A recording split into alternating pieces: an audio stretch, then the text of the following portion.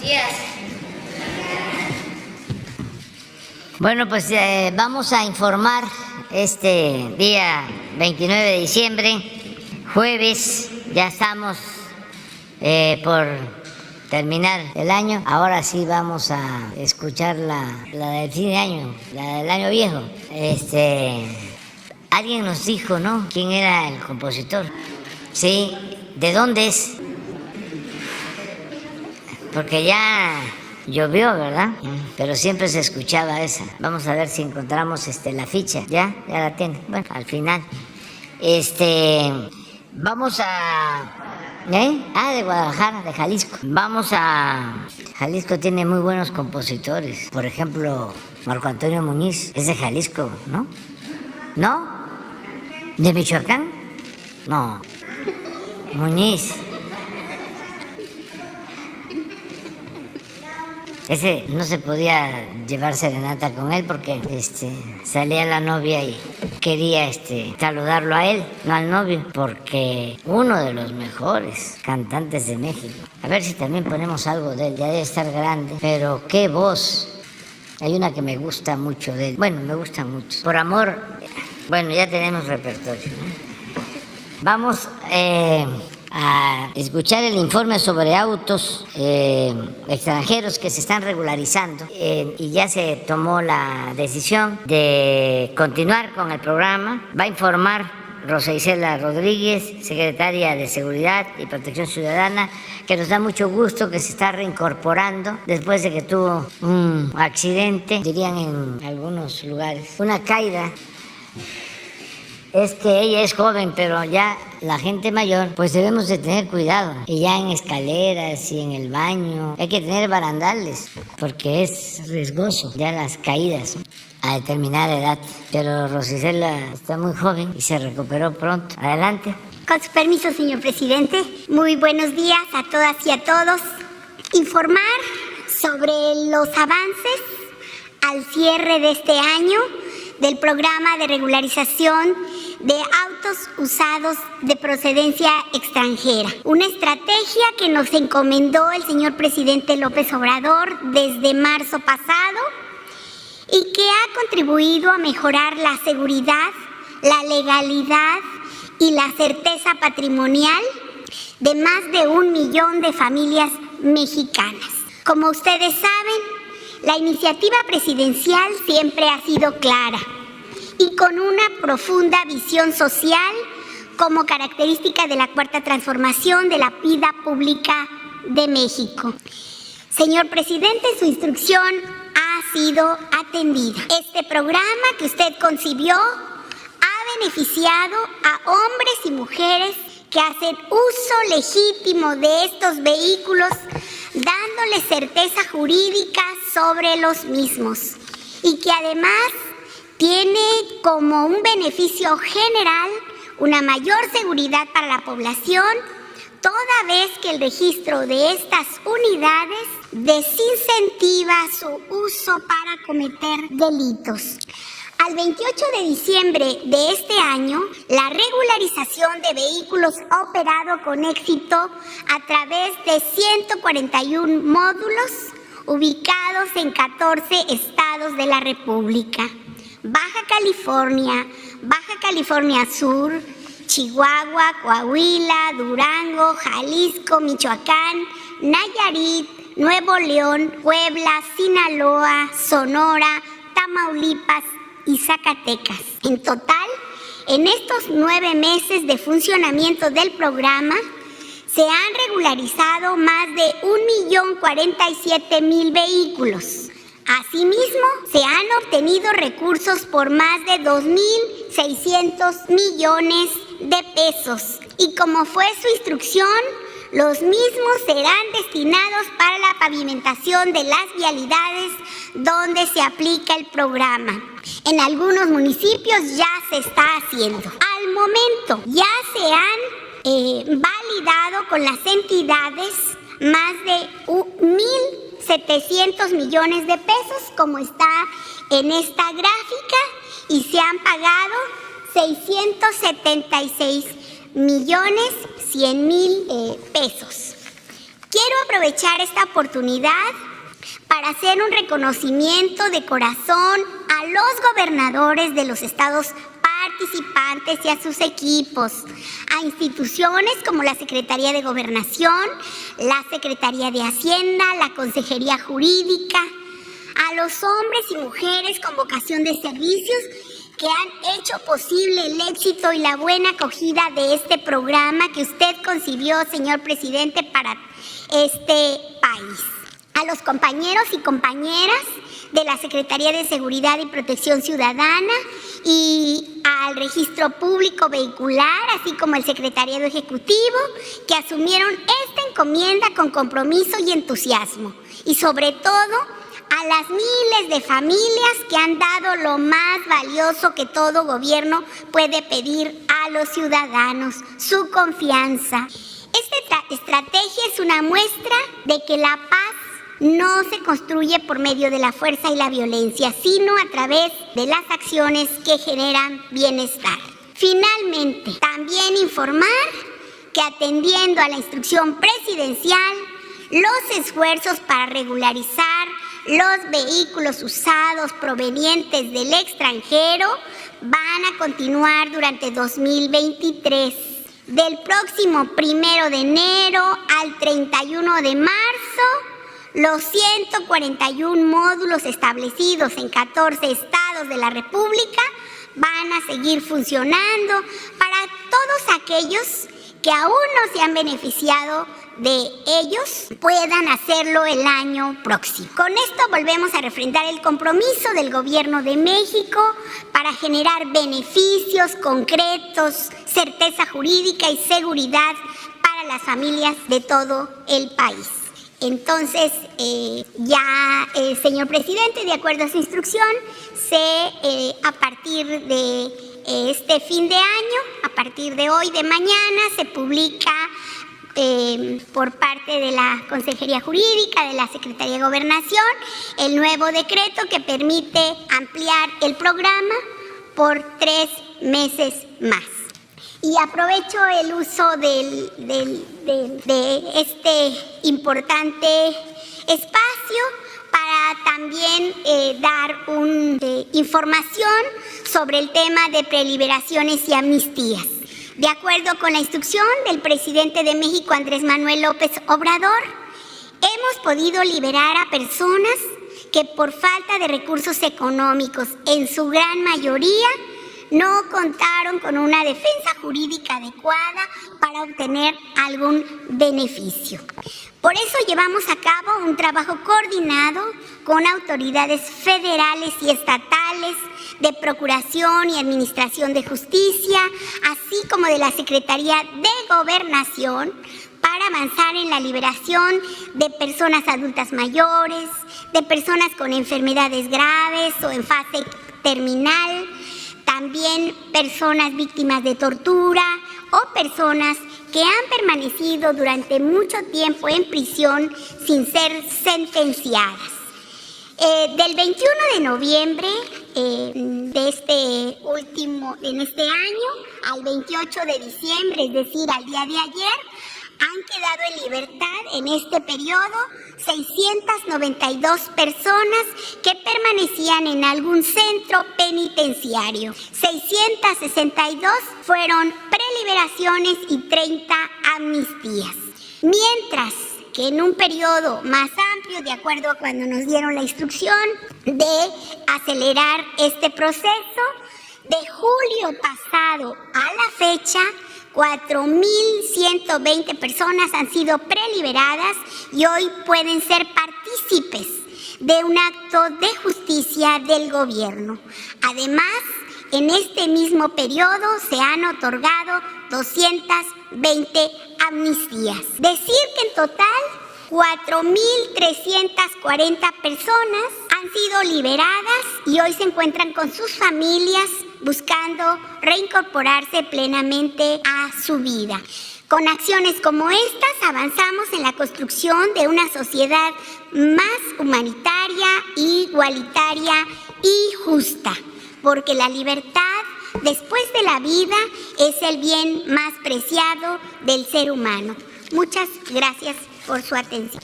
Muchas gracias, con su permiso, señor presidente. Muy buen día para todas y para todos. Me voy a permitir dar un informe sobre uno de los programas más importantes que encabeza el Gobierno de México en materia preventiva. Me voy a referir al Sistema de Alerta Sísmica Mexicana, pero antes quisiera referirme al Servicio Sismológico Nacional, que suele confundirse. El Servicio Sismológico Nacional es una acción, un programa que encabeza el Gobierno de México y que nos auxilia y además determina como institución oficial la Universidad Nacional Autónoma de México. Este Servicio Sismológico Nacional nos auxilia dando los datos precisos del epicentro de un sismo, la ubicación precisa, la magnitud y la profundidad. Repito, estos datos oficiales nos lo otorga la UNAM a través del Gobierno de México para auxiliar a la población con la información fidedigna. Cuenta con una instrumentación sísmica en todo el territorio nacional. Este Servicio Sismológico Nacional está ubicado en todo el territorio nacional. Aquí en el primer mapa podemos ver la distribución de los sensores de banda ancha del Servicio Sismológico Nacional para la detección y el registro de estos sismos. Hay que puntualizar que este servicio no lleva a cabo alertamiento, solamente nos otorga los datos fidedignos en cuestión de segundos de en dónde se está llevando a cabo, la magnitud y la ubicación. Ahora bien, el sistema de alerta sísmica fue diseñada principalmente para la Ciudad de México, para alertar a la población sobre los sismos que ocurren en las costas de Guerrero. Como todos sabemos, el tiempo de alertamiento está en función de la distancia del epicentro de la magnitud. Como sabemos, en los sismos en la costa pueden brindar hasta 40 segundos a la población del Valle de México para tomar una determinación de auxilio y de resguardo para la vida. Solamente existe un sistema de alerta sísmico, más conocido como SASMEX, operado por el Centro de Instrumentación y Registro Sísmico AC, y emite el alertamiento. En el segundo mapa podemos ver cómo está distribuido los sensores de CIRES para el alertamiento. Podemos ver con mucha precisión que es todo el occidente y buena parte del suroeste y centro-sur de nuestro país, que es en donde tenemos el mayor riesgo de sismicidad y es en donde se ha determinado que se distribuyan estos sensores. Toda la costa del Pacífico y del centro-sur, de Jalisco a Oaxaca. El CIRES en 1989 desarrolló este sistema. Ellos son los dueños de esta patente, de los algoritmos. Desarrolló el sistema de alerta sísmica para la Ciudad de México, entrando en operación en 1991 y en 2003 inician las operaciones en Oaxaca. En el año ya de 2012 se incorporan otros estados y se instala el sistema de alerta sísmica mexicana que encabeza el Gobierno de México. Es decir, no solo se queda en la Ciudad de México y en Oaxaca, sino que hay una ampliación de estas estaciones sísmicas a los estados de Jalisco, de Colima, de Michoacán, Guerrero, Oaxaca y el estado de Puebla. En el siguiente mapa podemos ver esta cobertura espacial. Cómo es que se tienen distribuidos estos transmisores que nos ayudan a alertar a la población. Ya lo mencionamos, en el centro del Estado de México, Ciudad de México, Michoacán, Morelos, Puebla, Guerrero y Oaxaca, que además nos ayudan con 11 transmisores de la señal de alerta por radio que nos ayudan a auxiliar a la población. Quisiera hacer aquí una acotación. En los estados de Chiapas y de Tlaxcala cuentan con un sistema de alarma sísmica, que no es de alerta sísmica. La alerta sísmica suena y te da un tiempo determinado a partir del epicentro para que hagamos acciones preventivas como las que ya conocemos. Pero en Chiapas y Tlaxcala, por iniciativa propia, con recursos propios de los estados, cuentan con este sistema de alarma sísmica, es decir, suena al mismo tiempo que se percibe el sismo. En este mapa, en la siguiente lámina, podemos ver con mucha claridad, en color verde, cuáles los estados en donde tenemos un riesgo bajo de sismicidad, en color amarillo el riesgo medio y en rojo el riesgo alto, que es en donde hemos estado trabajando a lo largo de estos años y no ha sido la excepción en este sexenio, en donde se ha incrementado esta alerta sísmica. El sistema cuenta con estos sensores que registran los sismos de la costa desde Jalisco hasta Oaxaca y se emite el alertamiento a los estados de Michoacán, Guerrero, Oaxaca, Morelos, Ciudad de México, Estado de México y Puebla. Durante 2023, uno de los proyectos más importantes que estamos impulsando desde este 2022, pero que se va a concretar en 2023 y 2024, es la ampliación de la difusión de este sistema en el estado de Colima. Está fuera completamente de consideración técnica contar con un alertamiento en todo el país, sobre todo por el riesgo sísmico en la zona del noroeste del país, que es muy bajo. Nos tenemos que concentrar en la zona de alto riesgo. El SASMEX, entre 1991, que es cuando se echa a andar este sistema de alerta sísmica, hasta el 2022, ha captado más de 10.500 sismos, de los cuales para 171 se ha emitido una alerta sísmica.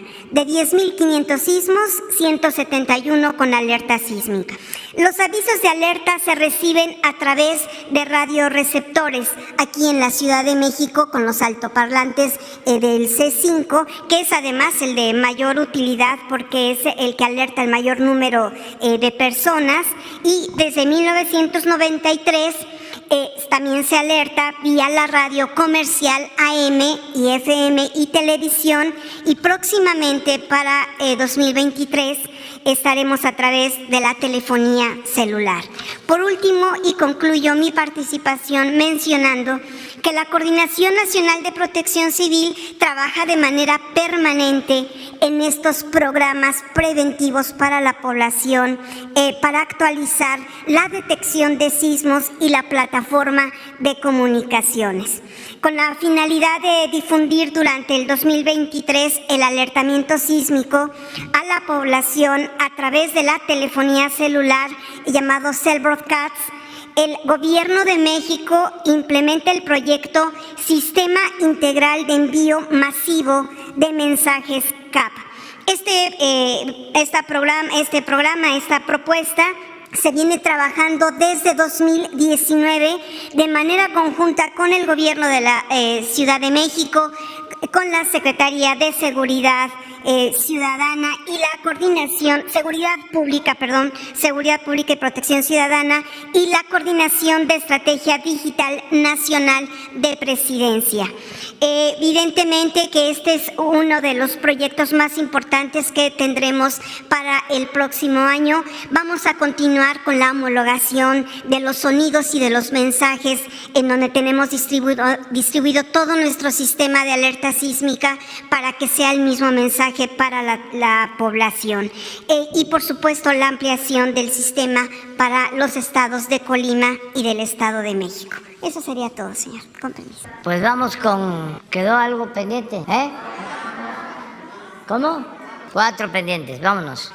Liliana Noble Alemán. Gracias, señor presidente. Muy buenos días. Liliana Noble de Pulso Saludable. Buenos días, secretaria Laura. Buenos días.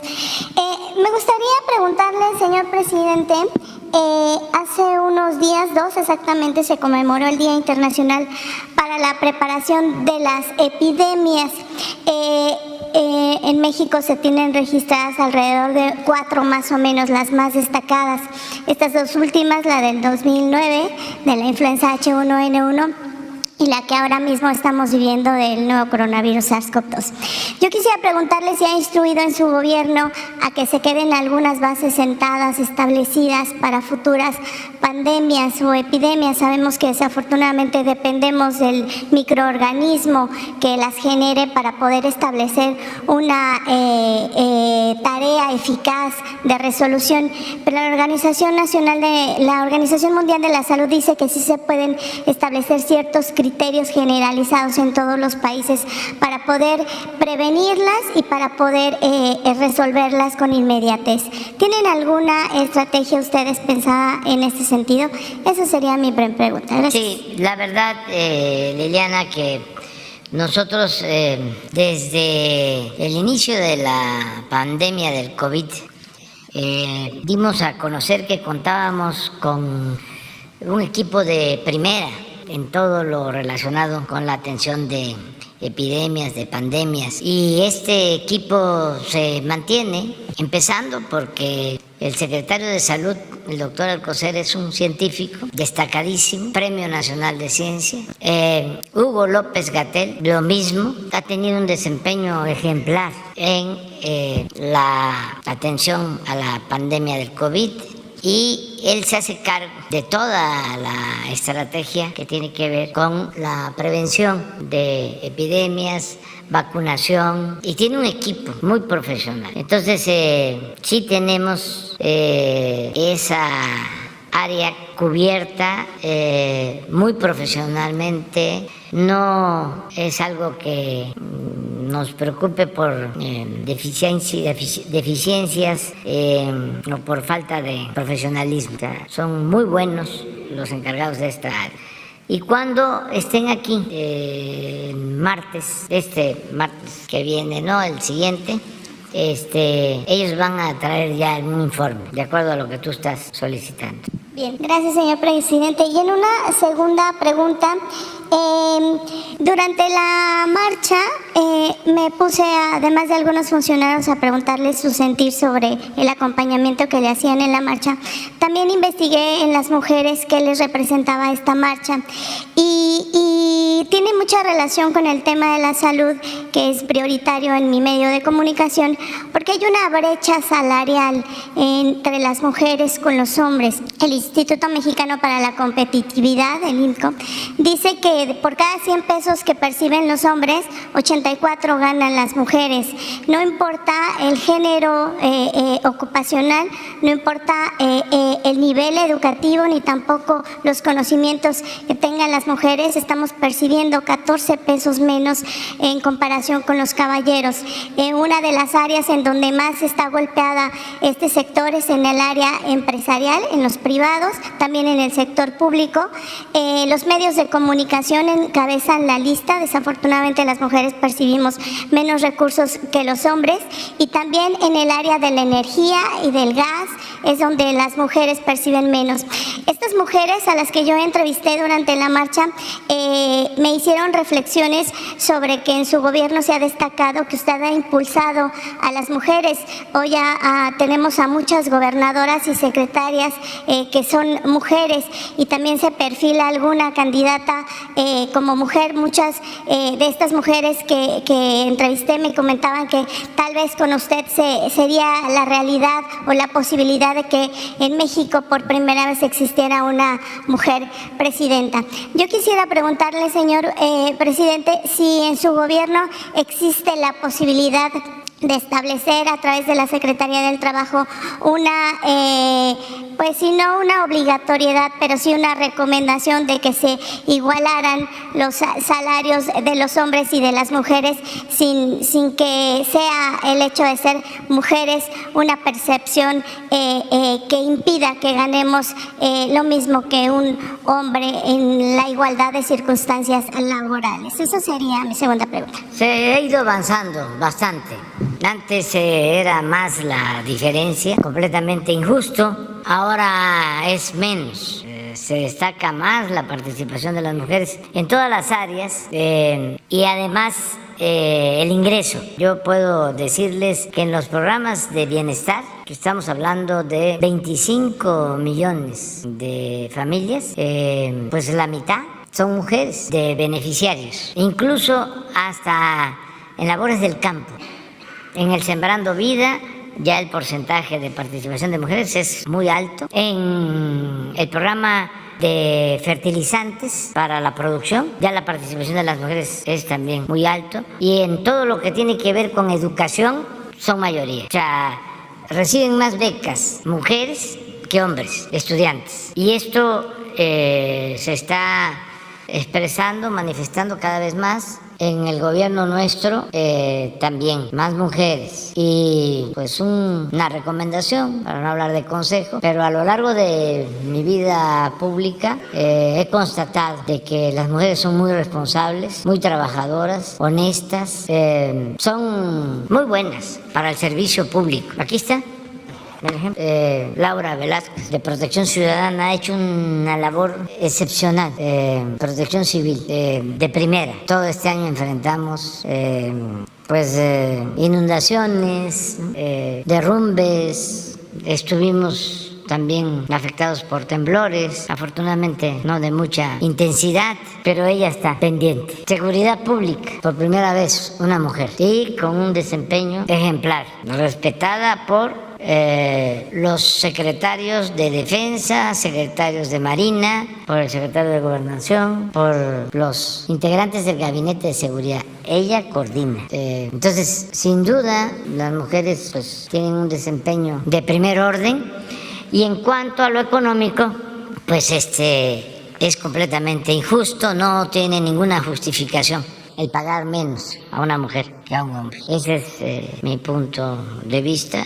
En el gabinete nosotros procuramos mantener el equilibrio. Tengo la dicha de que cuando fui jefe de gobierno eran más las mujeres que integraban el gabinete que los hombres. Y fue un buen gobierno, si no, no estaría yo aquí. Y ahora también la mitad mujeres, la mitad hombres, y un buen trabajo. Desde luego, cuando hablamos de elecciones para gobernadoras, gobernadores, presidentas, presidentes, ahí es igual. Estamos por la igualdad de género, ¿no? Porque a veces decimos igualdad de género y estamos pensando nada más en un género, que es igualdad.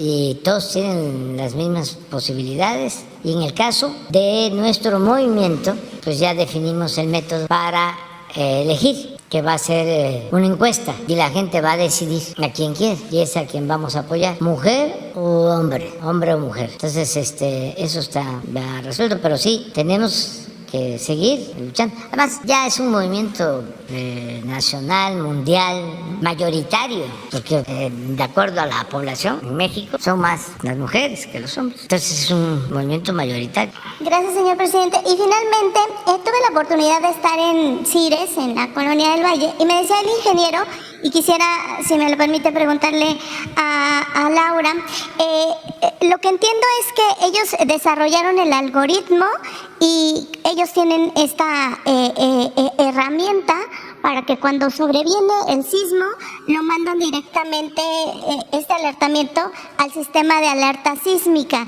y de ahí se reproduce a través de estos sensores que se tienen en estas zonas de alta complejidad.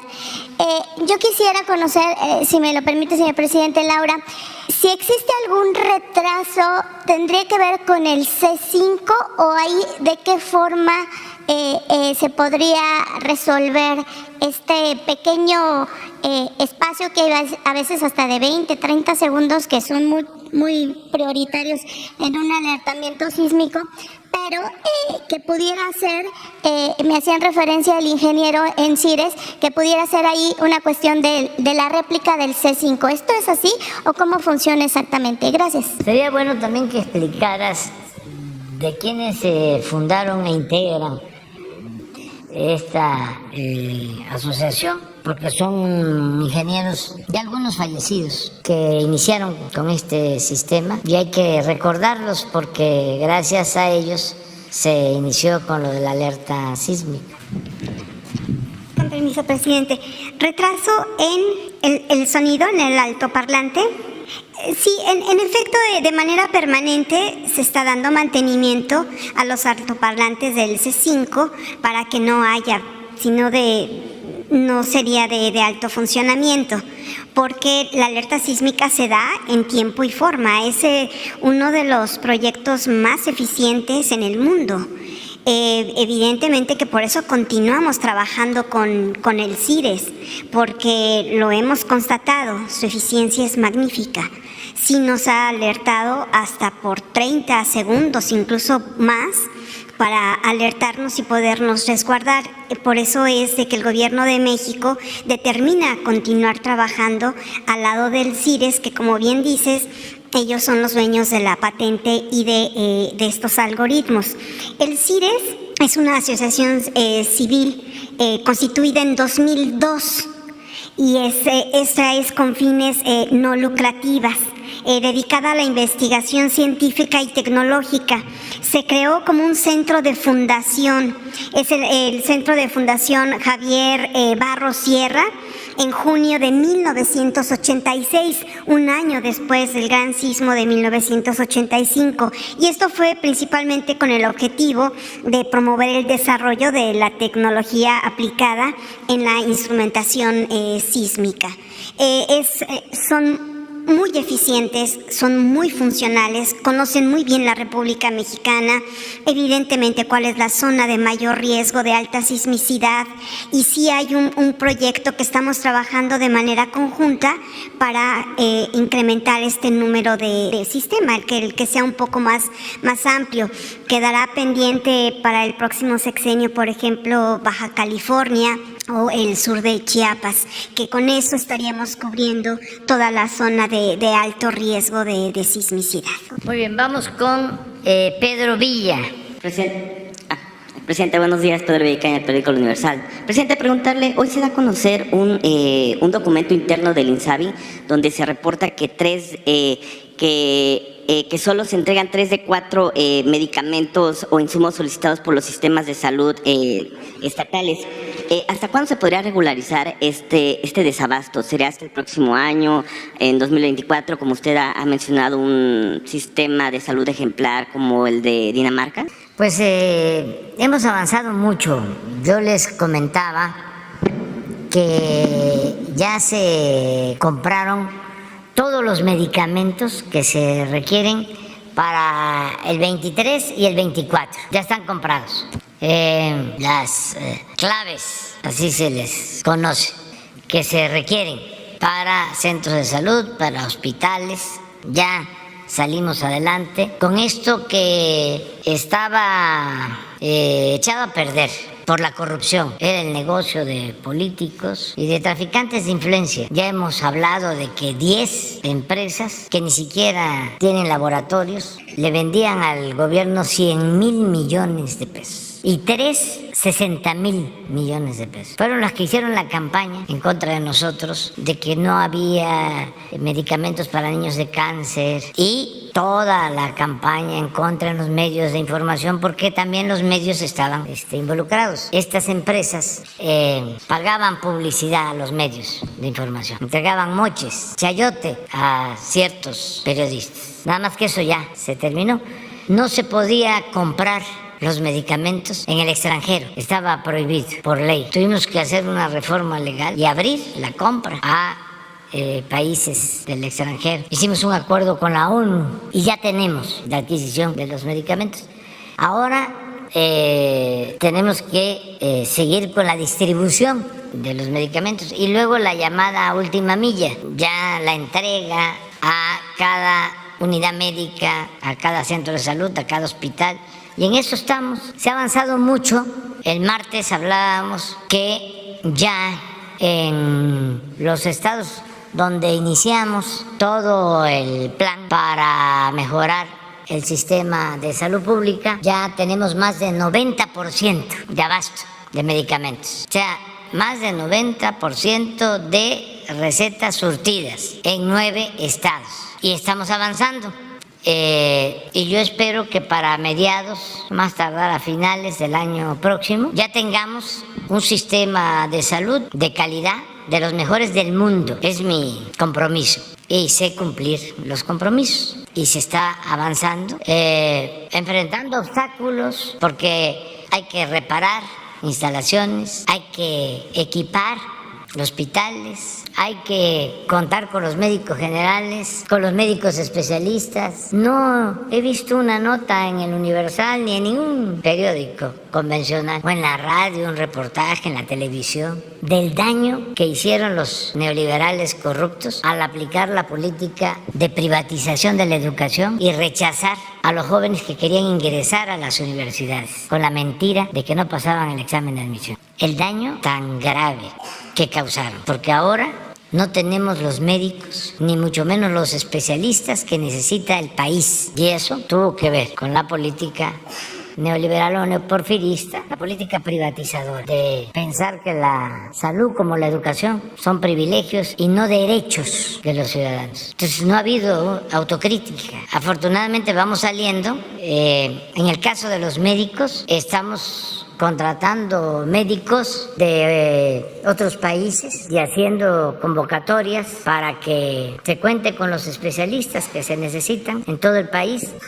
Nos ha ayudado mucho, mucho, y se lo agradecemos de todo corazón al gobierno de Cuba. Acabo de hablar con el presidente Miguel Díaz-Canel antier por teléfono.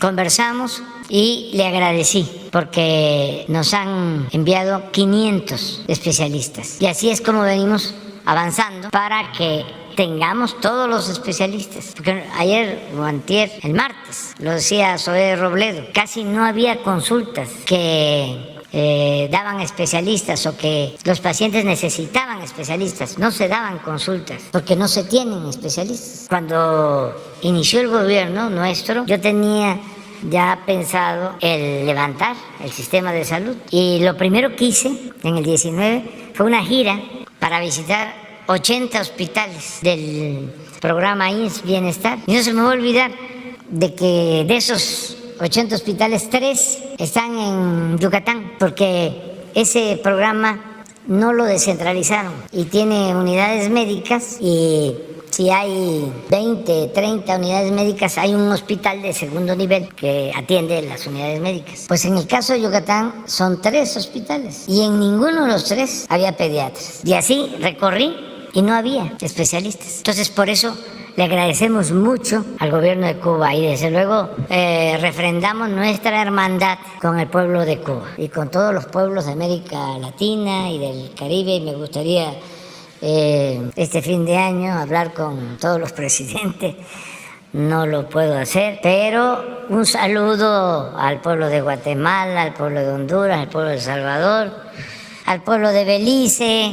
Un saludo al pueblo de Argentina, al pueblo de Uruguay, al pueblo de Perú, que ahora está atravesando por una situación difícil, deseándoles que el año que viene sea mejor.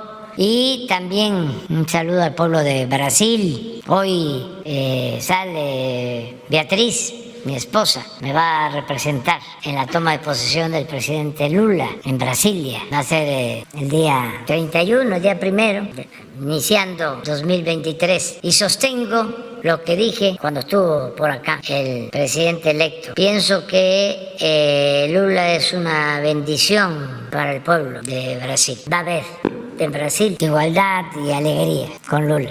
Entonces, esto que sostienes sobre los medicamentos ya lo estamos atendiendo, y queda como compromiso público el que vamos a tener uno de los mejores sistemas de salud pública el año próximo. Esto significa que todos los que no tienen seguridad social, que es la mitad de la población, van a poder ser atendidos médicamente. No solo se trata de que se tenga el llamado cuadro básico de medicamentos, un número determinado, no, sino todos los medicamentos que se necesiten, y de manera gratuita. Es garantizar el derecho a la salud. Entonces, es un proceso.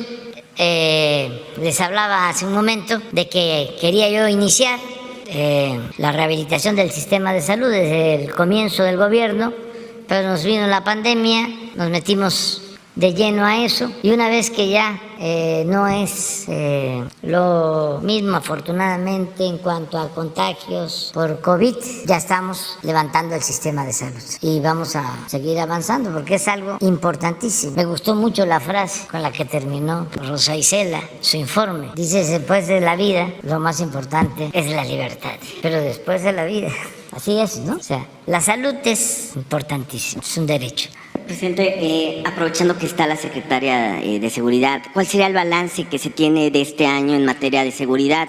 Hay algunas cifras que reportan en materia de mujeres, algunos delitos que han subido. ¿Cuál es el reporte que se tiene en esa materia de seguridad? Pues hemos avanzado mucho este año.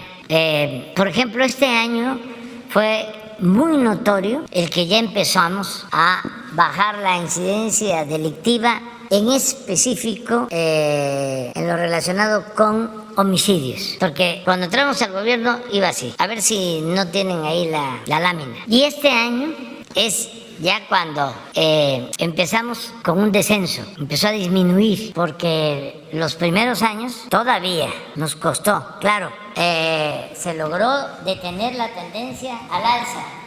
Esto que venía, si no hubiésemos aplicado las medidas que estamos llevando a cabo, la estrategia que se está implementando, la tendencia era esto.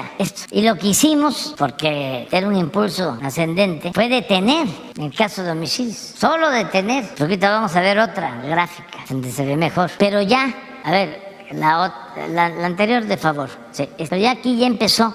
Y últimamente más, o sea, lo que es 2022. A ver, ahora sí la gráfica anterior es esto. Aquí entramos, 33.737. Promedio diario 92 asesinatos. Todavía 19 por esa tendencia al alza. 34.715. ¿Se acuerdan que aquí vino Jorge Ramos 1 o 2 veces a decirnos esto? Que sí, en efecto, eran los indicadores más altos. Entonces nos llevó tiempo por, repito, el incremento que se traía, la dinámica de incremento de violencia. Y aquí empezó a bajar, ya menos que el 18, y ya 22, y los promedios 92 diarios, 95, 94, 91, 85. Esto es importante, y lo que estamos proponiéndonos es reducir más.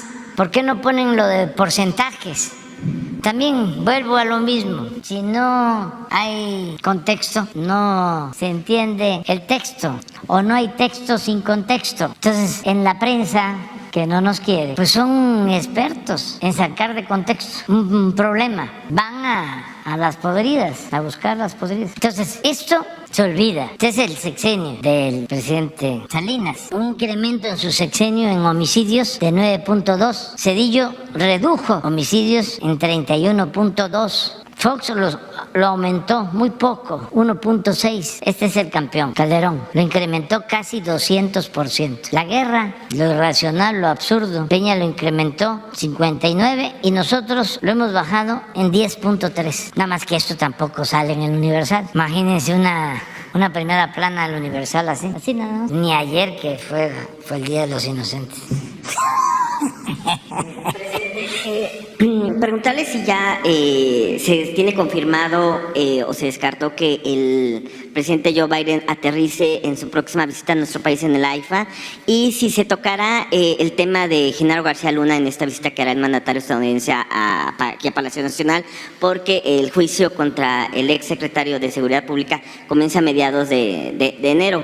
¿Se tiene contemplado esto? Y también conocer si su opinión acerca de estos espectaculares que han sido contratados en diversas partes del país, promoviendo una silueta similar a la de Claudia Sheinbaum, con la leyenda es Claudia.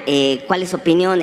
Algunos al interior de Morena han hecho algunas críticas a esto. La oposición considera que son actos adelantados de electorales para la presidencia de 2024. Bueno, se está viendo lo de la llegada del presidente Biden, lo está viendo el Servicio Secreto de Estados Unidos, lo que era antes el Estado Mayor. Entonces, nosotros estamos planteándoles que lo mejor es que el avión aterrice en el aeropuerto Felipe Ángeles. Y ayer les explicaba yo de que no es un asunto logístico, sino político, porque el Universal y el Reforma, imagínense, Lore de Mola, Sarmiento, etcétera, etcétera, etcétera, pues se encargarían de decir de que es tan inseguro y está tan mal hecho y tan distante el aeropuerto Felipe Ángeles, que ni el presidente Biden quiso llegar a ese aeropuerto, o sus agentes de seguridad no lo recomendaron, aun cuando ya el primer ministro Trudeau aceptó llegar. Entonces, es solo lo que se les está informando al gobierno de Estados Unidos, que no se presten a esta oposición ramplona y conservadora, ¿no? Que se vale de todo, pero eso lo van a resolver los de la secreta. Le decía yo a uno de ellos que además se portan muy bien cuando voy a Estados Unidos, son los que cuidan, que aparte de la CIA y la DEA existe el servicio secreto que tiene esa función. Y hay uno que es muy simpático y son buenas personas. Le contaba yo que allá en mi pueblo había una gente que nos vigilaba cuando éramos opositores. Ya murió al final. De aquellos agentes, policías que tenía gobernación antes, que de repente, como casi siempre, se reunían en el Café Habana, allá en Bucareli. Y tenían uno o dos, y todavía están algunos. Y eran muy notorios, pues, muy conocidos. Y a veces este era también muy simpático. Y le decíamos nosotros, ¿eres de la secreta o no? No te puedo decir porque si no ya no voy a ser de la secreta.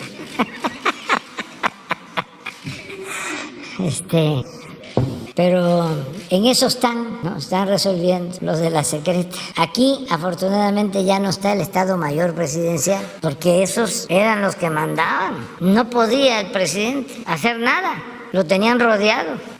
8,000 elementos. Eso tampoco lo ha publicado el Universal. Cuidaban al presidente de México. 8,000 elementos del Estado Mayor Presidencial. Y ahora en la ayudantía son 15. La mayoría mujeres, por cierto, y profesionales que se van ahí formando porque recorren todo el país conmigo, van aprendiendo, van conociendo México, recogiendo los sentimientos de la gente, van consolidándose en sus ideales, en sus principios, y ya cuando vemos que están formados y hay algún lugar en donde requerimos a alguien de confianza, a ver, tú estudiaste economía, tú estudiaste ciencia política, tú estudiaste ingeniería, tú estudiaste contabilidad. Jóvenes, aquí hay que formar cuadros, hay que pensar siempre en el relevo generacional. ¿Qué otra cosa preguntaste? Lo de Claudia Sheinbaum, los espectaculares que se han contratado. Pues eso es un asunto del movimiento, del partido. Lo ideal sería que todos tuvieran la misma oportunidad.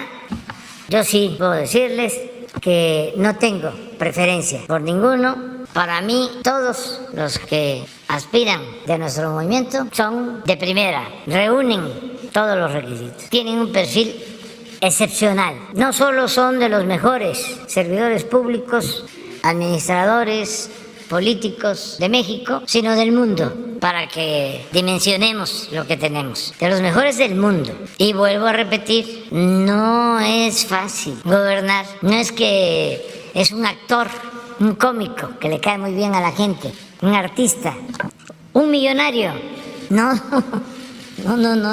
La política es un oficio, un noble oficio, que no solo requiere de la más alta calidad espiritual, sino de experiencia.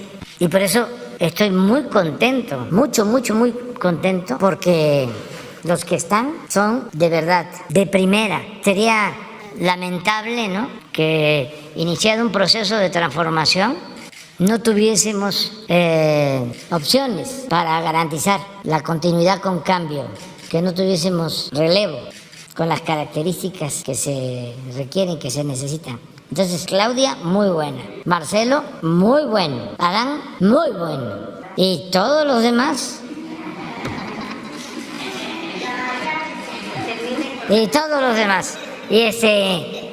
Pero digo, yo no sé cómo le van a hacer en el flanco derecho, en el bloque conservador, porque no tienen gente, con todo respeto lo digo, con experiencia. Vean uno por uno. Además son muchos. ¿Cómo le van a hacer? Ojalá y no haya dedazo de Claudio X González o de los machuchones. No me meto en eso, es otra cosa. Eso, yo lo único que puedo decir es que tenemos un pueblo muy politizado. Por eso yo digo, hay polarización. No, hay politización. No nos confundamos. Es un pueblo muy consciente. Entonces, al que se quiere pasar de listo, no le va bien, porque la gente está ahí viendo. Les voy a contar una anécdota, porque es importante, para que vean lo que es el pueblo, la sabiduría del pueblo, el por qué digo que el pueblo es sabio, en contra de Sheridan. Y por eso le tengo un gran respeto al pueblo. Bueno, antes de eso, le tengo amor al pueblo, pero también mucho respeto, porque el pueblo es mucha pieza. El problema de los conservadores, entre otros, es el menosprecio al pueblo. Cuando el desafuero, resulta que había pasado la elección del 2000 y se da una ruptura en el PRD porque querían la candidatura a la presidencia, la buscaban y tenían derecho el ingeniero Cárdenas y Porfirio Muñoz Ledo. Entonces, en las encuestas estaba mejor posicionado del ingeniero Cárdenas. Sí, fue en el 2000. Y entonces hasta me tocó hablar con el licenciado Muñoz Ledo para convencerlo de que él podía ser candidato a jefe de gobierno y que si se iba en pareja, en unidad, el ingeniero Cárdenas para la presidencia, Porfirio a jefe de gobierno, podíamos ganar. Les estoy hablando de antes de la campaña del 2000. Era yo todavía presidente del PRD. Ya estaba yo a punto de terminar. Hasta le ofrecí al licenciado Muñoz Ledo, primero, que yo hablaba con el ingeniero Cárdenas, pues para armonizar. Segundo, que si él aceptaba, yo me ofrecía a ser su jefe de campaña. Entonces, me acuerdo que desayunamos porque buscaba yo la unidad. Era mi trabajo como dirigente. Yo tenía ya pensado irme a Tabasco, regresar a Tabasco, a ser de nuevo candidato a gobernador. Y ya había terminado mi trabajo con muy buenos resultados. Está mal que yo lo diga, pero para que no se olvide, porque cuando yo fui dirigente del PRD, pues se ganaron gobernaturas que nunca se habían ganado. Se ganó la jefatura de gobierno, gobernaturas de Zacatecas, Tlaxcala, Baja California Sur. Bueno, desplazamos al PAN como segundo lugar en la Cámara de Diputados, porque el proyecto de Salinas era el que se estableciera en México un bipartidismo, PRI-PAN, una especie de gatopardismo. Eso que consiste en que las cosas en apariencia cambian para seguir igual. Queda uno, queda otro, pero sigue la misma política económica. Esa donde todos los intereses cuentan menos el interés del pueblo. Entonces, ese sistema de simulación es el que querían establecer. Y yo y muchos, mujeres y hombres, nos dedicamos a romper esa simulación. Y fue muy importante que creo que en el 97, en una elección intermedia, ya la izquierda había desplazado al PAN de segundo lugar en la Cámara de Diputados. Y así, cosas. Pero ya terminé, ya estaba yo por concluir, pero faltaba ver lo de la sucesión para el 2000. Yo tenía pensado pues irme a Tabasco. Ni por aquí imaginaba que unos meses después iba yo a ser el candidato a jefe de gobierno. Entonces estaba yo convenciendo al licenciado Muñoz Ledo. Entonces me dice, mira, yo ya he participado en todo, he sido candidato pues en todo, he tenido pues todos los cargos, soy secretario de Educación, secretario del Trabajo, todo. Y lo único que me falta es ser candidato a la presidencia. Y quiero, porque me siento con capacidad. Entonces quiero ser candidato. Pues, no hay nada que hacer. Entonces, como se elige en el PRD al ingeniero Cárdenas, el licenciado Muñoz Ledo se va de candidato, como era su intención, creo que por el PARM, por otro partido.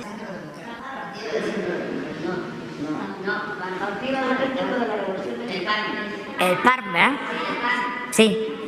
Esto para los jóvenes, porque está muy difícil que esta historia la cuente el Reforma o el Universal, o se conozca. El caso es que se va de candidato del PAN y ya cuando viene la ola azul, ¿no?, que está Fox muy fuerte y que ya es evidente de que va a ganar, él declina y se suma a Fox. Gana Fox y creo que le ofrecen ser embajador o representa a México en el extranjero. Y luego, como es es un hombre de nervio y de prestigio, pues termina por no gustarle y me viene a ver. Yo era jefe de gobierno y me dice, yo quiero ayudar. Ah, pues muy bien, licenciado, venga. Y me ayudaba, creo que como asesor, pero no se sabía, pero sí teníamos relación, porque yo lo estimo mucho, como estimo muchísimo al ingeniero Cárdenas. Y por eso me puede decir que soy Hitler o Stalin.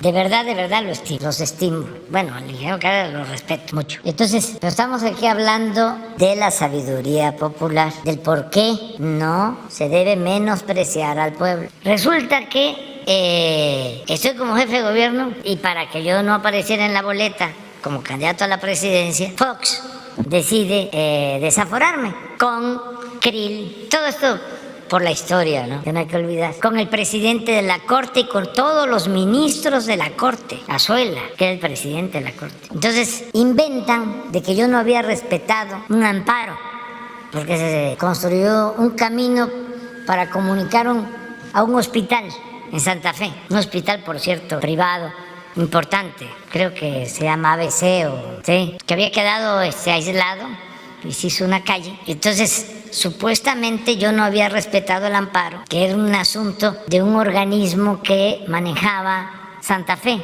que no recuerdo ahora su nombre, un organismo del gobierno. Pues como ese organismo del gobierno decidió hacer el camino, yo terminé como responsable. O sea, jalaron la responsabilidad. Tiene un nombre ese organismo que ya no está. Era un fideicomiso que manejaba todo lo de Santa Fe. Ya me voy a acordar. Bueno, el caso es que viene el desafuero y la alianza PRI-PAN y me desaforaron. Ya me voy con Pilco, desaforado. Y la gente se moviliza y me sacan adelante, me rescatan del pueblo con grandes manifestaciones. Y ya no les queda más que dar marcha atrás y regreso al gobierno. Pero en una de esas marchas, yo tenía un problema en la pierna y una marcha, creo que fue desde Antropología, una marcha muy grande. Yo venía caminando, pero con mucho dolor en la pierna. Entonces llegamos al Zócalo y tenía que hablar.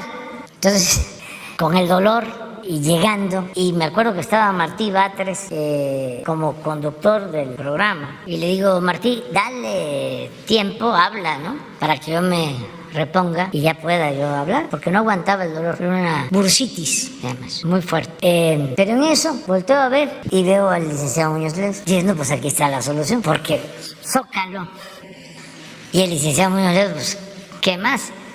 La gente va a estar a gusto, va a hacer un buen discurso y me da tiempo que yo me recupere, ¿no? Entonces le digo a Martín, no, le dije a él, ¿quiere hablar, licenciado? Dice, sí quiero. Pues adelante. Entonces le digo a Martín, anuncia de que va a hablar el licenciado Muñoz Ledo. Pero la gente se había quedado con lo de la elección. Entonces cuando lo anuncian, una rechifla generalizada, ¿no? Porque se había pasado al PAN, o sea, no se había adherido a Fox. Pero yo ni siquiera lo percibí, nunca imaginé, porque si no, pues no le digo, ¿no? No lo hubiese yo dicho. Pero la gente no olvida.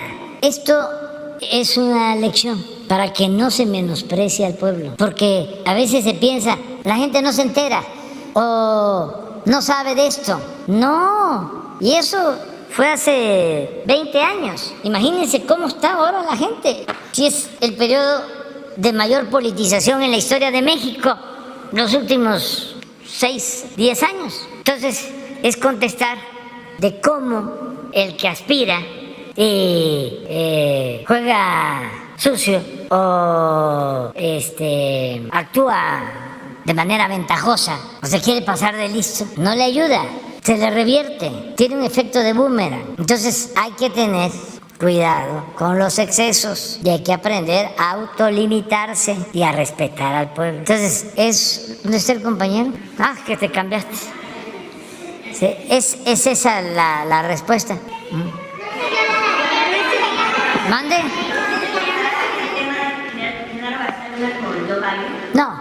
No, eso es un asunto judicial, como yo creo que todos sabemos.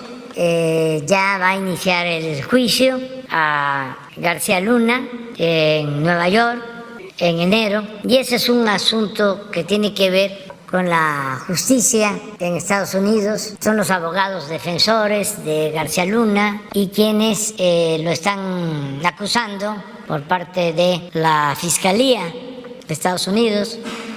Ya existe un jurado y ya va a empezar el juicio. Pero eso no tiene que ver con nosotros. Eso no es tema en la plática con el presidente Biden. Yo ya les he dicho a ustedes qué es lo que respetuosamente quiero tratarle. Aquí lo he dicho.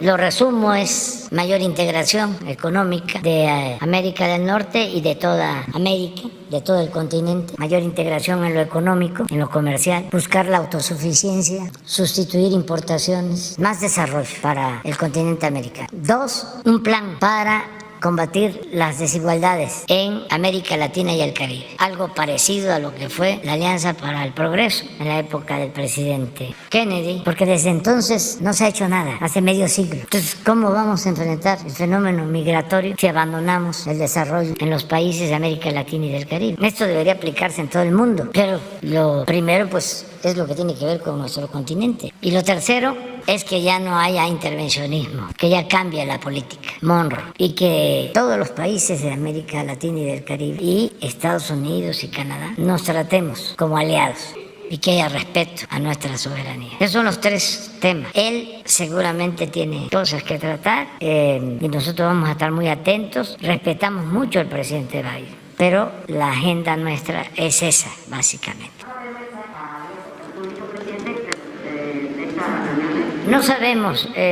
Yo lo que sí quiero es enviarle una carta antes de la reunión bilateral para que esto que estoy planteando, que lo estoy desarrollando, lo tenga antes del encuentro. Porque si no, aunque desde luego que es muy importante conversar, además con un estadista, y van a salir cosas buenas para nuestros pueblos. Pero si ya hay un documento previo, esto puede ayudar a que tratemos más estos temas y que también el presidente Biden pueda preparar su agenda, lo que nos quiere plantear. Entonces sí quiero, como el día 2, enviarle un documento, o sea, previo, porque si no, lo que se hace en estos casos es que no siempre, pues, yo con el presidente Trump, incluso con el presidente Biden, he tenido acuerdos así, directos, y no nos dedicamos a firmar comunicados conjuntos,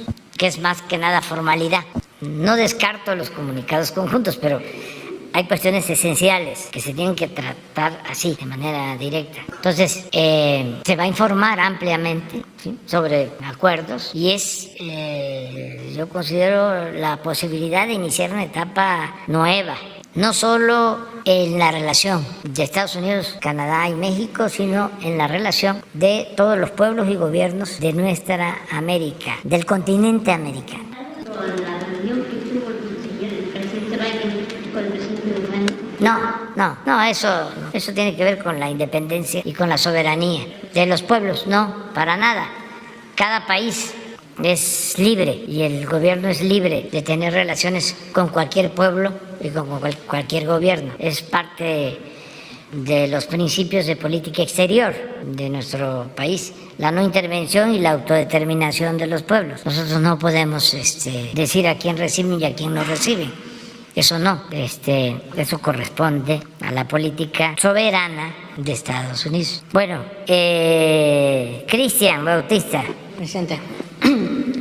Presidente, buenos días. Cristian Bautista, del portal de noticias Cuarto de Prensa G4.com, para hacerle una petición.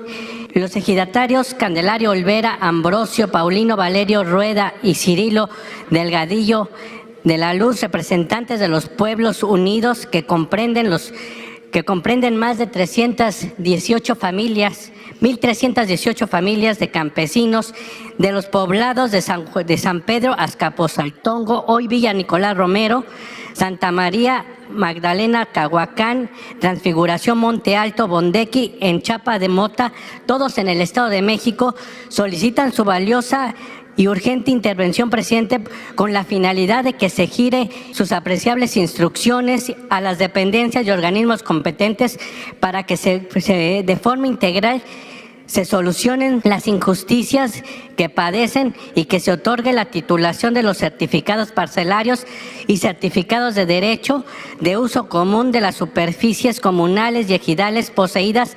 ancestralmente. Desde 1926, tribunales agrarios de la SEDATU fueron declarados firmes, resultando que hasta estas instancias no se ha resuelto. Esto con complicidad de algunos políticos y caciques como Tomás Martínez Mandujano, los hermanos de la familia Rojas Valle y además de la señora Silvia Valle de Rojas, quien sin escrúpulos han invadido más de 500 hectáreas con golpes, robos, destrucción de sembradíos, derribo de viviendas, algunos homicidios para pretender arrebatarles de manera arbitraria estas tierras. Presidente, ya se han metido varias peticiones a atención ciudadana en marzo, septiembre y noviembre de este año, pero no han tenido resolución. Se han sido canalizados a funcionarios que no tienen la facultad para resolver esta problemática. Estos ejidatarios ya son personas grandes, han sido golpeados, amenazados. Sí, se sienten que están vigilados por estas personas, estos caciques, esta familia ligada al gobierno del Estado de México, principalmente al gobernador Alfredo del Mazo. Ya han ocupado esas hectáreas, han construido, han golpeado a las familias, inclusive también ya ha sido asesinado uno de los abogados que llevaba estos casos. Entonces le piden su intervención, presidente, esto con aluciendo a que hace unos meses usted dio parte de esto, un problema similar con los yaquis, así que piden que por favor intervenga una reunión con la titular de SEDATU para que ya se les pueda resolver. Estos títulos de propiedad vienen desde los virreinales, desde muchísimo tiempo, resoluciones presidenciales, decretos presidenciales, y no se han respetado. Así es que estos ejidatarios le piden por favor que una reunión con las autoridades correspondientes, pero principalmente con la titular de SEDATU. Ellos confían mucho en usted, están con usted, presidente, y lo invitan a que visite estos poblados para que se dé cuenta de la problemática que hay, y también le van a enseñar las hectáreas que han sido invadidas y todo lo que han sufrido. Inclusive estos ejidatarios le mandan decir que el día que vaya lo invitan a comer ahí a sus comunidades para que vea toda la problemática, presidente. Muy bien, pues vamos a atenderlos, ¿sí? Les comentas y pónganse de acuerdo. Le voy a pedir a Rosa Isela Rodríguez que ella nos ayude. Tiene que estar Román Meyes, el secretario de SEDATU, y el procurador agrario. Incluso hay una resolución de la Procuraduría Agraria, tampoco se ha resuelto, nada más les dan la vuelta, no les dan el avión como se dice estos ejidatarios, pero no les resuelven. Bueno, no tú les les dices que aquí en Palacio los 3 servidores públicos encabezados por Rosa Isela los van a recibir. Si pueden, mañana. Muy bien, presidente. Pónganse de acuerdo. Y le reitero la invitación de los ejidatarios para que visite sus poblados ahí en el Estado de México. Inclusive está abierta la invitación para que usted vaya a comer con ellos. Sí, que yo les agradezco mucho, les mando un abrazo y vamos a ver qué hacemos con su asunto, y luego todavía nos queda tiempo. Sí, porque desde 1926 ellos ya tienen ese derecho y hasta la fecha pues no se ha resuelto. Vamos a buscar la forma de ayudarlos, ¿sí? Todo esto, desde luego, ellos lo saben, cuidando los procedimientos legales y haciendo justicia. Eso es lo que garantizamos, que haya justicia. Presidente, en una segunda pregunta, presidente, de acuerdo a un incremento que ya hubo de salarios mínimos, se prevé otro aumento a partir del 1 de enero de este 2023. ¿Cómo va a repercutir este incremento en la relación de los contratos marco que el gobierno federal mantiene con las empresas de limpieza? ¿Se harán ajustes a los contratos marco con la misma proporcionalidad respecto a los aumentos al salario mínimo? Esto toda vez que estos contratistas del servicio de limpieza han denunciado que los ajustes a los contratos marco y los incrementos al salario mínimo hacen que las prestaciones de los servicios se vuelvan incosteables. Sí, son dos cosas. Uno es el incremento al salario mínimo, que nosotros nos comprometimos a que iba a aumentar y se está logrando.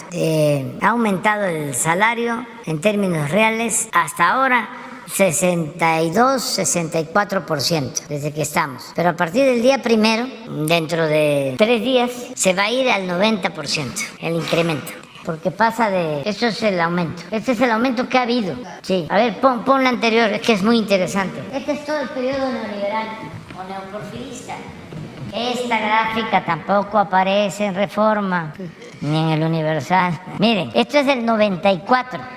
Enero del 94 estaba así. Enero 95, 96, 90. Aquí, miren cómo se mantuvo. Aquí llegamos nosotros. Pero en términos cuantitativos, no sé si tienen, eran como 88 pesos. Aquí está, cuantitativo. Y va a pasar a 207, así es, a partir del 1 de enero. Este es salario mínimo. Y luego son los contratos colectivos que tienen las empresas con sindicatos y con trabajadores.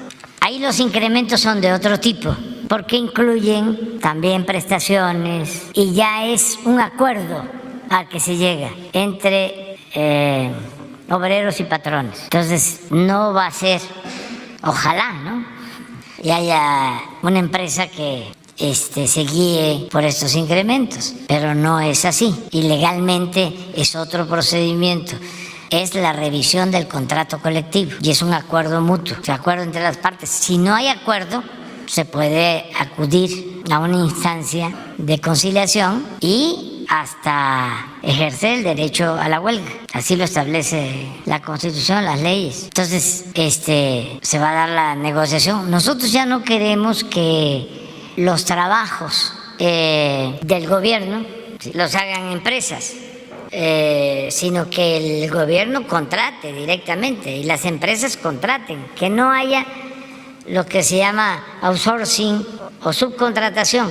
Y todavía hay, aunque ya se modificó la ley y se ha avanzado, pero por ejemplo, en este mes de diciembre se reduce el número de trabajadores inscritos al Seguro Social porque siguen estando los trabajadores por contrato, y para no pagarles aguinaldo y para no pagarles otras prestaciones los despiden. En este mes los vuelven a contratar en enero, el mes próximo, pero están por contrato para evadir la responsabilidad de garantizarles prestaciones y otros derechos. Eso, antigüedad, por ejemplo, eso lo tenemos que ir resolviendo poco a poco. Ya se avanzó bastante, pero falta.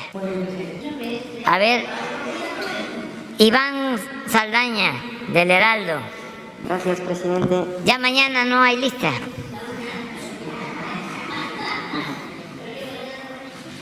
Ven, sí. Por eso, Presidente, ya que estaba... se acaba el año, pero viene el 23. Presidente, ya que estaba hablando del tema de seguridad y usted exponía las cifras, el descenso de sobre todo homicidios dolosos, preguntarle, hace unos 2 días el senador Ricardo Monreal hizo un balance, dice, su balance del 2022. Entre ello, parafraseo algunas de las citas que dio, dice que la inseguridad sigue causando estragos. Todas las encuestas de opinión revelan que la gente se siente más insegura en su domicilio, en su colonia. La inseguridad está costando también en términos del PIB y la inseguridad este año alcanzó su punto más alto. El crimen organizado avanza en control territorial, cobro de piso, extorsión, es un problema serio. ¿Qué opina al respecto? Nada. ¿Comparte esta opinión? No, nada. Pero es así, presidente. No, es que no quiero yo de la confrontación, lo que se entienda de que tenemos diferencias. Mejor no opino nada. Ahora sí que voy a aplicar aquello de que uno es dueño de su silencio y rehén de lo que dice. Entonces todo lo que yo diga se va a usar en mi contra o va a ser utilizado para atizar diferencias. Entonces no tiene caso. O sea, es muy importante en la política el silencio. Presidente, en un segundo tema también O leyendo como algunos... decía Bori, aquel entrenador, Bora Milutinovic. Yo respeto. yo respeto.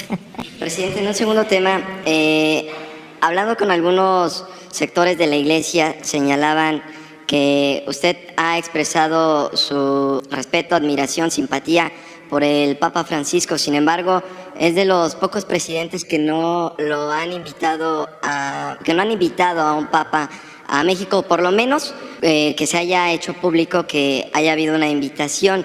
Me parece que en los sexenios pasados, en la mayoría con los presidentes han recibido algún Papa.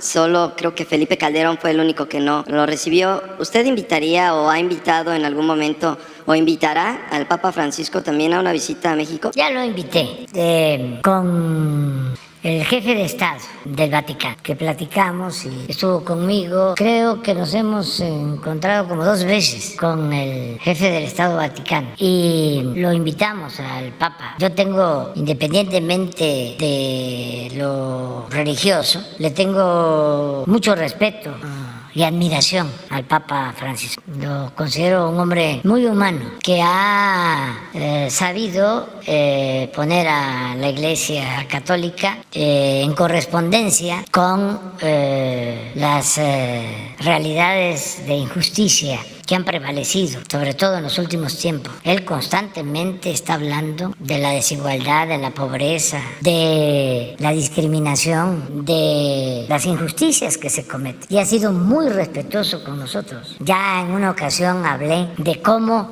en las 3 transformaciones históricas de México, los papas han estado en contra de los cambios en favor del pueblo. Es obvio que cuando la independencia, el Papa estuvo a favor de los realistas y en contra de los independentistas. Hay un debate de si excomulgaron o no a Hidalgo, que es el padre de nuestra patria. Pero desde luego, si no lo excomulgaron, sí, fue mal visto por su iglesia. Y la jerarquía del Vaticano estuvo siempre a favor de que no se lograra la independencia de México. En el movimiento de reforma, los liberales fueron excomulgados y se apoyó en Roma la invasión francesa, la imposición de Maximiliano. En la revolución fue terrible que el Papa reconociera a Victoriano Huerta, quien mandó asesinar a Francisco I. Madero, apóstol de la democracia. Ahora no, ahora el Papa Francisco ha actuado con mucho respeto. Es más, diría que por eso también, entre otras cosas, la Iglesia mexicana, la Iglesia católica, ha sido respetuosa con nosotros, como nosotros somos respetuosos de la Iglesia católica y de todas las iglesias, y somos respetuosos de los creyentes y de los no creyentes, porque Estado laico significa libertad religiosa. Es que no haya una sola religión que domine, eso es Estado laico, y al mismo tiempo que haya libertad de creencia. Entonces sí, ya para información, de acuerdo a lo que me estás preguntando, ya lo invité. ¿Y qué le contestaron del Vaticano? ¿Vendrá antes de septiembre del 2024? No sé. Es que ya el Papa pues está cuidándose y hace bien, y aquí siempre va a ser bienvenido. Y repito, en lo personal lo admiro, lo considero el político más importante del mundo en la actualidad, independientemente de ser el dirigente religioso del catolicismo. Por eso cuando nos toca participar o nos piden nuestra opinión sobre la guerra de Rusia y Ucrania, decimos, hay que buscar un acuerdo de paz. Y proponemos, entre otros, proponemos a 3. Presidente Modi, primer ministro Modi de la India, al secretario general de Naciones Unidas, Guterres, y al Papa Francisco. A los 3. Y creo que eso ayudaría muchísimo. Lo que pasa que pues, son muchos intereses, pero hay que seguir insistiendo hasta conseguir la paz. Mandaré un mensaje por la salud del Papa Benedicto XVI, que incluso el Papa Francisco... Sí, deseo que salga adelante, que se recupere. Tengo con él una buena experiencia. Vino a México, creo que era presidente Felipe Calderón. Entonces me invitaron a los candidatos. Fue en vísperas de una campaña y como lo invitaron los conservadores y él tenía fama de ser un papa conservador, temía de que viniera a hablar mal de la izquierda. Me acuerdo que hasta me reuní con sacerdotes progresistas de México, porque sabía que, o temía, pues, de que iba a ser en contra de nosotros, buscando, ¿no?, la confrontación. Y les pedí que sacáramos una carta antes para atemperar los efectos de lo que yo consideraba era muy seguro el que en sus homilías cuestionara, ¿no?, al movimiento progresista. Entonces fue muy interesante porque los sacerdotes progresistas no quisieron, porque de todas maneras, aunque estén más cercanos al pueblo, son también muy institucionales. Y yo hice la carta en aquel entonces, fijando nuestra postura para que no lo desinformaran. Y oh, sorpresa, fue en Guanajuato la misa y su intervención, pero no solo la de él, la del obispo de Guanajuato. Fue una homilía, fue una intervención en favor de los pobres. Y luego él, además, es un teólogo de primer nivel, de lo mejor que tiene la Iglesia Católica. El Papa en retiro, sí, Benedicto, de lo mejor, hombre muy preparado, muy preparado. Entonces él vino con un discurso de avanzada, pero de avanzada, y me quedé muy satisfecho, muy contento. Luego se fue a Cuba y pensé, bueno, allá va a repasarnos, a cepillarnos, como se diría en el béisbol. Pues no, también muy respetuoso y consecuente. Por eso si me pides, además lo haré yo por cualquier ser humano, ¿no? Le pediría yo que se recupere y le deseo, ¿no?, que salga adelante. Lo hago por cualquier ser humano y más en este caso, una autoridad de una iglesia. Le deseo eso. Ya nos vamos a ir. Ya nos vamos a ir. Queda nada más queda para mañana Judith. Es la única que queda. Judith, tú quedas. Y tú, que pues, bueno, ya no hacemos lista porque si no es que tenemos dos cosas más que tratar. Una que les quiero presumir, ¿sí? ¿Me lo permiten? ¿Me permiten que yo tire aceite? Es que ya estamos terminando el año, entonces les quiero mostrar la encuesta última de ayer, la mundial. Es de hoy. Sí, pero la levantaron hasta ayer. A ver.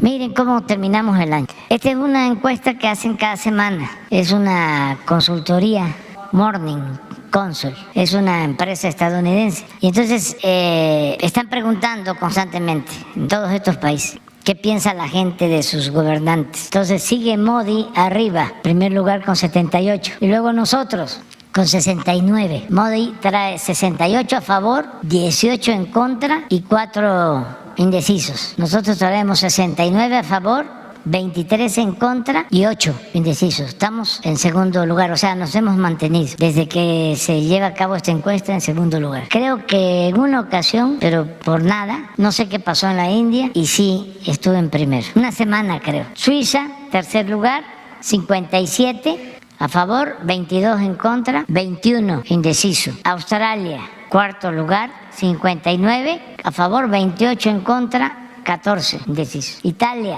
50 a favor, 42 en contra, 8 indecisos. Señor Bolsonaro, que está terminando bien, porque trae 49 a favor, 43 en contra y 7 indecisos. Es decir, aquí se mide el más menos y él trae 6 de más. Luego está Irlanda, 41-42, y ahí es menos 1, con 17 indecisos. Luego el presidente Biden, 42-51, con 7. Luego Bélgica, 35-47. Luego el primer ministro Trudeau, 38-52, 10. Suecia, 33-50. Reino Unido, 31-52. Él va avanzando, porque la primera ministra que renunció llegó a tener 9. Y ya tiene 33. Polonia 30, 62, 8. Alemania 30, 64, 7. Países Bajos 27, 67, 6. República Checa 26, 67. Austria 26, 67. Noruega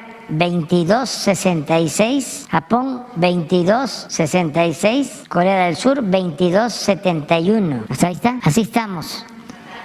Falta la canción. Vámonos a la canción. Año viejo. Sí, y también la tienen la otra. Si nos vamos a Jalisco. Me acordé de que la canción más escuchada, a lo mejor me equivoco, en Colombia es La Pollera Colora. Ya no tenemos la de... ese es un homenaje para él porque ya está grande. Pero, señor, bueno, nos vemos mañana.